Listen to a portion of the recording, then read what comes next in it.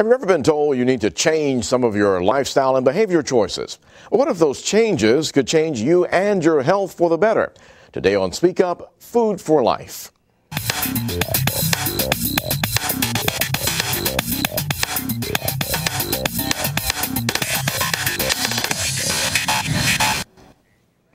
If you have at least 12 people in your family, or you say you have 12 good friends, at least one of them is a diabetic. It's a very disturbing fact just released by the U.S. health officials that we're talking about nearly 24 million Americans. Now, many experts believe that it's a result, though, of how and what we eat. So, what can we do? Well, joining us today on Speak Up, LaOta Rassoull, author of Food for Life, a guide to extraordinary living. And today, thanks to you very much for joining us to talk about helping folk make some changes for the better. We're talking food for life. You know, a lot of folk just think about eating for pleasure, celebration, just to, I guess you could say, curb that appetite. But we're talking food for life. How is that different from what most people think about when they think about their food and what they're doing on a daily basis? There are many things that we could discuss. However, to begin with, the food of life is so much more than just the food that we eat. The gratitude that we accept our food with, and the thoughts that we have while we're in the kitchen preparing food for our children and for our husbands and our families is such an elemental and basic principle of, before receiving physical substance, the divine substance of how we're thinking and how much gratitude we have for our experience and our existence is so important. So the book begins, the Food for Life Guide to Extraordinary Living, is a guide to help you navigate your way through the many, just like we're in the information network, there are so many things in the supermarket, there's so many commercials on television, there's so much sadly being touted.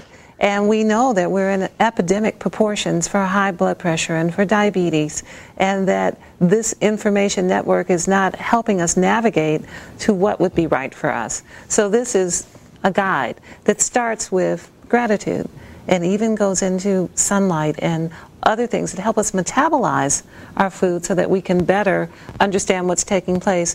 We can choose colors of food that represent mineral groups and that represent certain energies. So this is an opportunity to learn how to choose, make choices for our children and for ourselves that are more complete for our nutrition.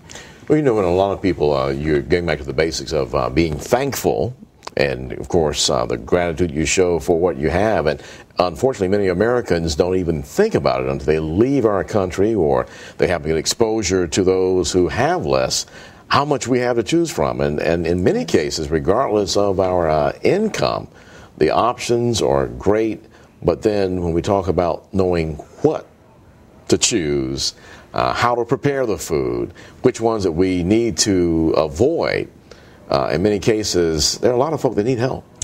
Absolutely, and there are some very basic things that we can understand that will assist us. The things that are the least manipulated are the best. So having a garden and a flower pot, I have lemon trees in my living room. Having a garden on your veranda or your back porch or in a flower pot in your home or in your backyard is a wonderful thing, because not only are you interacting with nature, which is very balancing, you're in the sunlight, you have your hands in part of the planet itself, which has a certain degree of cleanliness and energy and clearing benefit, but also the idea that you're more directly related to the energies going into the food because you're involved in it. The things that are in packaging and have been through manufacturing and that may not even have foodstuffs in them that you see on the ingredient list that have 15 letters or 10 letters, these are not the things of which the planet has prepared for your body. That's right. You know, and a lot of programs now, especially for some of the inner city schools, they have now incorporated teaching the children about gardening and raising their own vegetables for a chance. It's the same principle of giving a child an egg and having the child take the egg, and it's the same idea to have the proper respect for the planet and what comes from the planet that is not what man has made, and which was developed for our greater health and our subsistence. So what is in nature is wonderful. To have our children be out in sunlight, to make sure that we drink clean water. These are very simple things. The other thing is that we need green foods.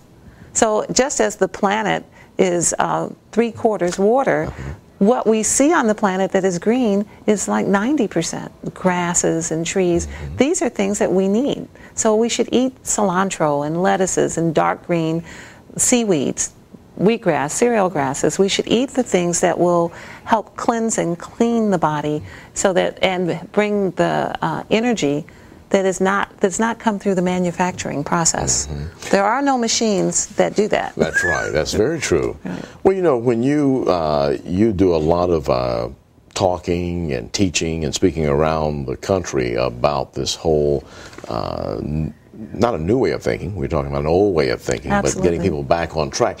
Where do you first start trying to let people know that the things that we take as conveniences today might be the reason why we are diabetic and high blood pressure Absolutely. and some of the other issues? Where do you start telling them information that will hopefully get them to consider making those changes back to the way it used to be?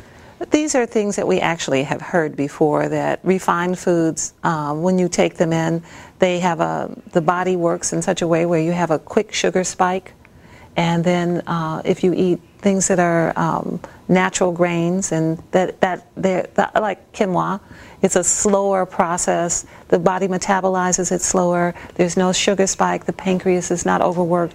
One interesting thing that people may find interesting is that when you, and this is Ayurvedic teachings from India, that when you go to have Indian food, you have all of the taste. You have hot and pungent, and you have salty, you have sweet.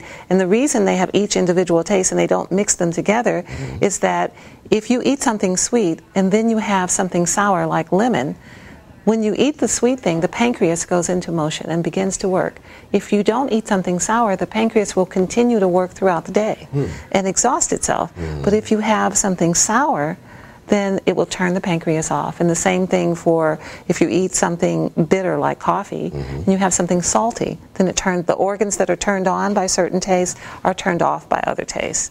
And So these are no very simple. So no Snickers bars for snacks, as they're advertising themselves to be a healthy, they don't say healthy, but a way to snack and retrieve your energy levels. Well, we all know about what's been said in the Bible. You know, you are what you eat. If you really like to be a Snickers bar. Good point. Or a Twinkie. On that point, we're going to take a break. When we come back, share more about food for life and some of the things that hopefully you'll pick up from watching today's program to encourage you to make those changes for the better. We'll be right back.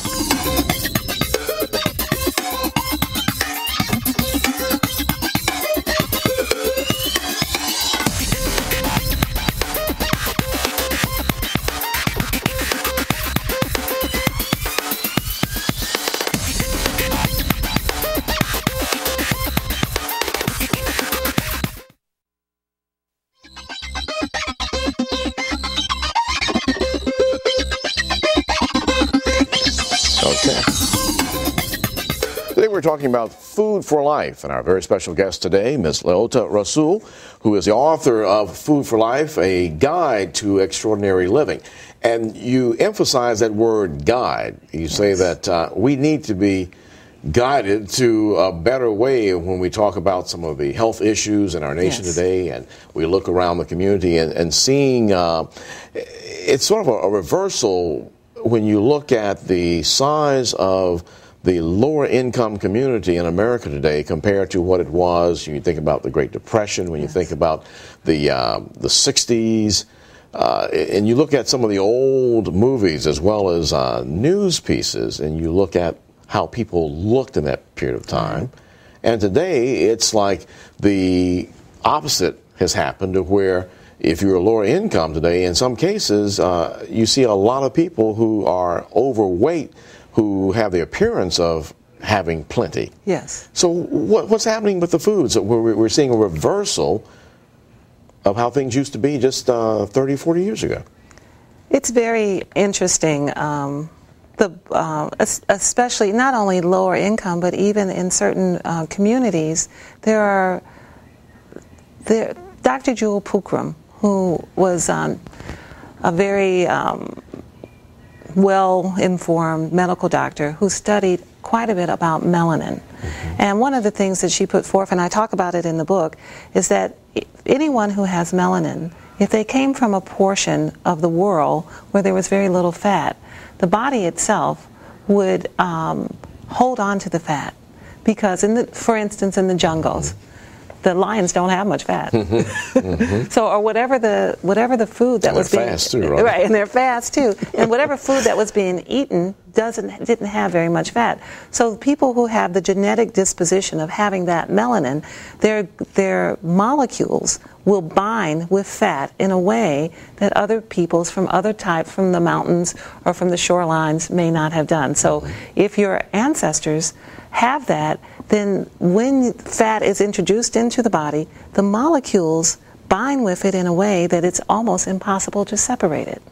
So we see that huge populations, all of the American population is overweight. However, there are certain portions of the population that are even more so, and we don't really understand why. It is not that people are eating all day long, although because there is so little nutrition in the food that is being consumed, the body itself is hungry and asking for more food. So if you ever have a child, or you ever see a child who has been fed 3 times a day, but they're crawling all over the cabinets and trying to get food when it's not mealtime, sometimes that's a nutritional situation where there's not enough nutrition in the food for the child's growing body.